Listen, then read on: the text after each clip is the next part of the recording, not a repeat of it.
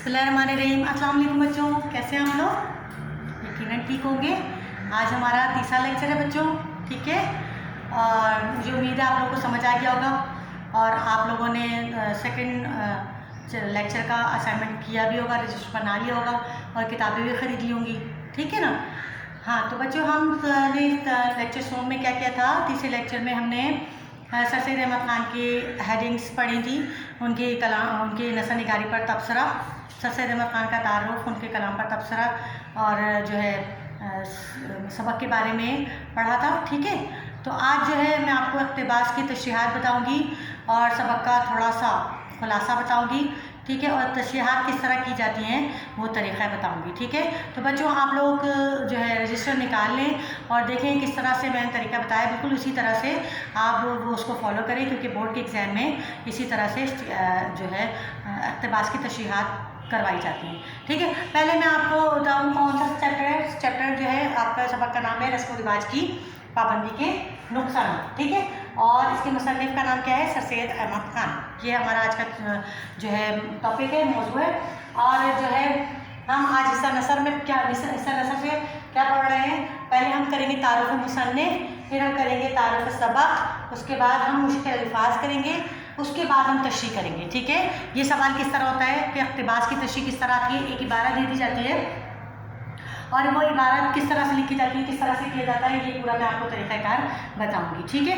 इस तरह से आपने करना है। चलिए पहले मैं थोड़ा सा आपको खुलासा बताऊं कि सबक का खुलासा क्या है। हम इस सबक के जो लिखते हैं उसमें सर सैयद अहमद ख़ान कहते हैं कि अपनी कौम को रस्म व रिवाज की अंधी तकलीद करने से मना किया है। इस सबक में सर सैयद अहमद ख़ान ने अपनी कौम को रस्म व रिवाज की अंधी तकलीद से मना किया है, क्योंकि अंधी तकलीद से इंसान की खुदादार सलाहियतें जो है वो इंसान को तबाह कर देती हैं और अपनी ज़िंदगी से फजूल रस्मों का खात्मा कर दे तो उसकी सलाहियतों को नुकसान नहीं होगा। अगर वो इनको जारी सारी रखेगा तो उसकी सलाहियतें जो है ख़त्म हो जाएंगी। इंसान को चाहिए कि वो इन तमाम फजूल रस्मों को ख़त्म कर दे, क्योंकि अगर वो इनकी पाबंदी करेगा तो ना सिर्फ उसका वक्त भी ज़ाया होगा बल्कि उसका पैसा भी ज़ाया होगा। और जो है इसका ये मतलब नहीं कि हमारे आबा अजदाद ने बहुत फजूल सी रस्में बनाई हैं, नहीं। जो उस वक्त हमारे आबा अजदाद ने रस्मात बनाई थी उस वक्त का तकाज़ा था और उस वक्त उनकी डिमांड होगी, उस वक्त जो रस्मात बनी। लेकिन ज़रूरी नहीं कि वो हर ज़माने के साथ साथ चलें। अगर ज़माने के मुताबिक उसमें तरमीम कर सकते हैं और वो रस्मों को कुछ बेहतर बना सकते हैं और उनसे कोई आपको नुकसान नहीं हो रहा तो आप फिर बेशक उसको जारी रखें। कौम को इस सबक में सर सैयद अहमद ख़ान ने ये बताने की कोशिश की, ठीक है। ये है छोटा सा खुलासा इस सबक का। अब हम जो है वो पैराग्राफ करेंगे जिससे जो है आपको तशरीह करना सिखाएंगे कि किस तरह से बोर्ड के एग्ज़ाम में इबारत की तशरीह आती है और किस तरह से की जाती है, ठीक है बच्चों। आप लोगों का पहली दफ़ा है, फर्स्ट टाइम है, आप लोगों को इंटरमीडिएट का फर्स्ट ईयर का पेपर सॉल्व करने का तरीका आना चाहिए। घबराइएगा बिल्कुल भी नहीं, जो भी आपको मुश्किल आए आप मुझसे पूछ सकते हैं। बेशक आपको तो सब कुछ समझ आए, यही हमारा मकसद है, ठीक है ना। तो आपको कुछ समझ नहीं आता तो आप बेशक पूछें, सवाल करें, ग्रुप में पूछें और जो है असाइनमेंट मुकम्मल करें ताकि मुझे भी पता चले कि आपने कितना समझा है, ठीक है। अच्छा बच्चों, किताबें ज़रा निकाल लीजिए, ठीक है। हाँ जी, किताब ये ली। अब इसमें कौन सा जो है देखिए, सबसे पहला पैराग्राफ जो है मैं आपको बता दूँ जी। इसमें लिखा है, क्या उम्दा कौल एक बड़े दाना का है, ठीक है। सबसे पहली जो है सेकंड लाइन में देखिए आप, सबसे पहले देखिए आपने हिस्सा नसर, अभी मैं यहाँ से हिस्सा नसर को थोड़ा सा हटा देती हूँ ताकि आपको सवाल करना आपको समझ में आ जाए, ठीक है। अब आप जो है देखिए, सबसे पहले आपकी इबारत की है, ठीक है। आपने सवाल नंबर डाला, ये सवाल नंबर 2 है। कौन सा है? या स्लाइड आप एग्जाम में कर रहे हैं, आपने क्वेश्चन नंबर 3 है, सॉरी हाँ 3। आपने इबारत की हेडिंग डाली, ठीक है। क्वेश्चन नंबर 2 की हेडिंग डाली। अब इबारत क्या है? आपने उसमें आपके पर्चे में 2 इबारतें दी हुई हैं, ठीक है। उनमें से आपको एक करना है, ठीक है। एक दी हुई है सवाल नंबर 3 डाल के अलिफ और बे। आपको कौन सी करनी है? अलिफ करनी है, बे करनी है। देखिए, अगर आपने अलिफ करनी है, जैसे बोला आपने अलिफ करनी है तो यहाँ पर आप अलिफ लिखेंगे, ठीक। आपने अलिफ करनी है, देख लीजिए यहाँ पर, तो आपने उसको अलिफ लिख दिया, सही है। यहाँ पर الف لکھ دیا. پھر اگر آپ نے جو ہے بے کرنی تو بے لکھ دیجیے. ٹھیک ہے. اب آپ نے کیا لکھنی ہے عبارت, جیسے اس میں لکھا کیا عمدہ قول اور کہاں تک ہے مجموعہ ہو یہاں تک نا. آپ نے لکھا کیا عمدہ, ٹھیک ہے, تاکہ ٹیچر کو پتہ چل جائے, جو ایگزامنر چیکر ہے کہ وہ آپ کی چیک کر رہا ہے کاپی, تو اس کو پتہ چل جائے کہ آپ نے کون سی جو ہے عبارت کا تشریح کی ہے. ٹھیک, یہاں تک آپ نے لکھ دیا. ٹھیک ہے. اب یہاں تک کرنے کے بعد صرف عبارت آپ نے مینشن کر دی کہ کون سی عبارت آپ نے کی ہے.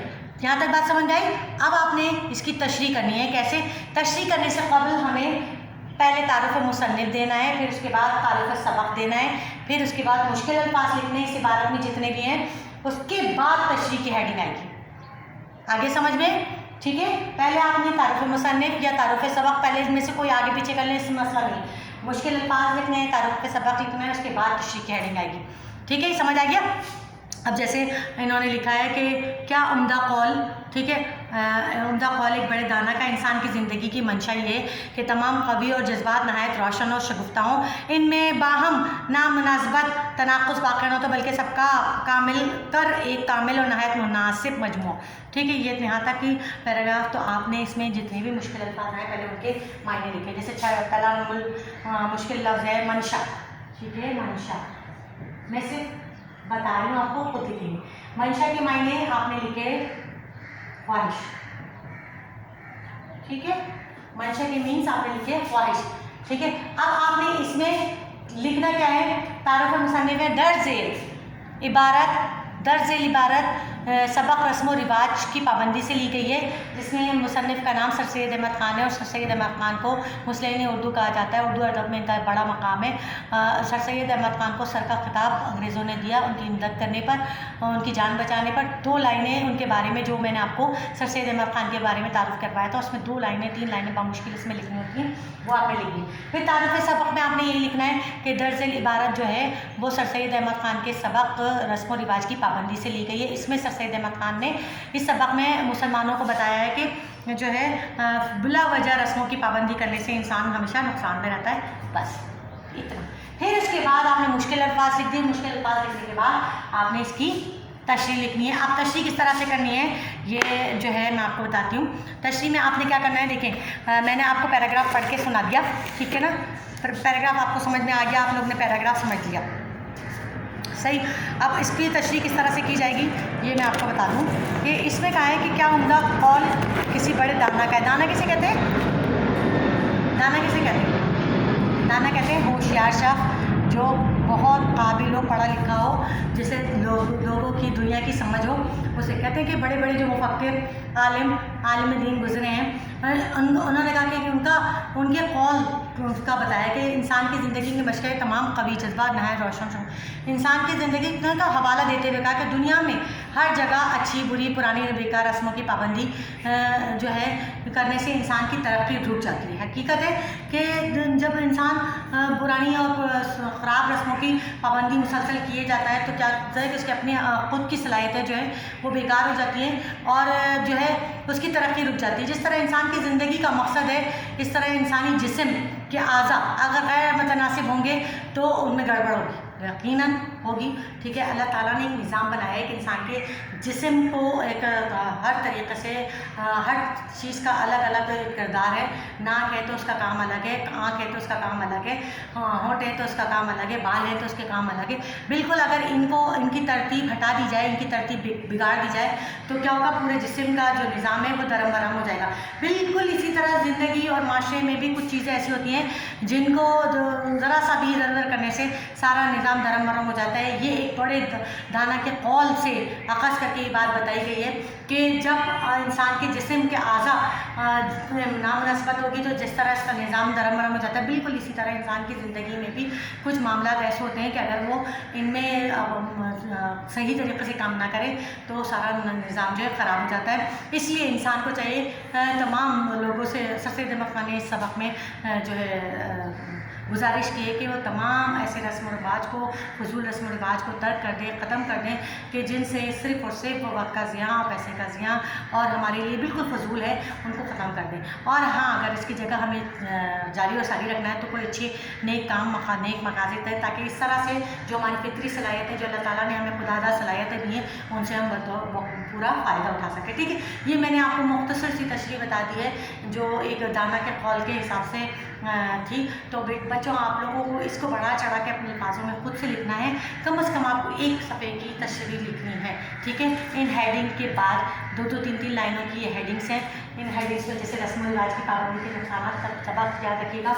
इसमें तारुफ मुसन्निफ़ का मैंने बताया जो हेडिंग है। ठीक है बच्चों, तो इस तरह से आप जो काम करेंगे तो वो आपको समझ आएगा और आप लोगों को फिर आगे भी चलकर आसानी हो जाएगी। जब आप शुरू में समझ जाएंगे ना तो आगे चल के मसला नहीं होगा। लिहाजा इस चैप्टर को गौर से पढ़िएगा बच्चों, और इसके तमाम पैराग्राफ, अभी मैं उसमें के पैराग्राफ पे निशान लगवा रही हूँ, इसकी कौन कौन से इंपॉर्टेंट पैराग्राफ हैं। ठीक है, और जो है सबकी मैं तशरीहात नहीं बता सकती, मैंने आपको एक तशरीह बता दी है, बाकी की तशरीहात आपको खुद करनी होंगी। ठीक है, अगर नहीं समझ आए तो मुझे बता दीजिएगा ग्रुप पे या किसी तरह से भी बता सकें तो मुझे बता दीजिएगा। इससे क्या होगा कि आपको जो है मैं आपको बता सकूँगी। ठीक है, बेसोचे बेसमझे रस्मात की पाबंदी करने से ये है इसका सेकंड पैराग्राफ। बल्कि आपने एक और करना है, एक और बड़े दाना शख्स की राय। सेकंड पैराग्राफ देखिए पेज नंबर 1 में, एक और बड़े दाना शख्स की राय, ये सेकंड पैराग्राफ है। आज़ादी अपनी खुशी से यहाँ से लेकर कसरत पर मबनी नहीं है, यहाँ तक निशान लगाइए जल्दी। ठीक है, सुन दोबारा में ये एक और बड़े दाना शख्स की राय का नतीजा और कसरत पर मबनी नहीं है, यहाँ तक। फिर जो है लास्ट पैराग्राफ, बेसोचे बेसमझे, ये पैराग्राफ पूरा कहाँ तक, ये पैराग्राफ है जुदा जुदा इनायत की हैं पेज नंबर 2 पे। ठीक है, यहाँ तक निशान लगाइए।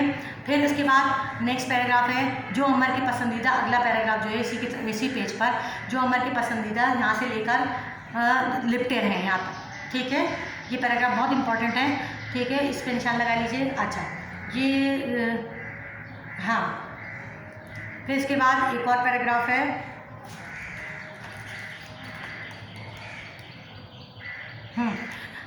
Page number 5। पेज नंबर 5 निकालिए, सबसे लास्ट पैराग्राफ तारीख से साबित है ये वाला। ठीक है, और मजदूर हो जाती है यहाँ तक। ठीक है, सही है। अब यहाँ तक निशान लगा लिया आप लोगों ने।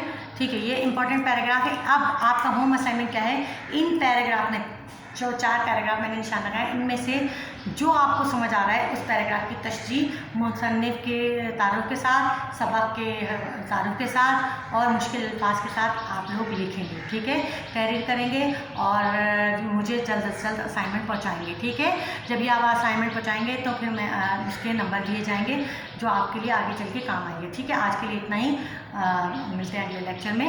अल्लाह।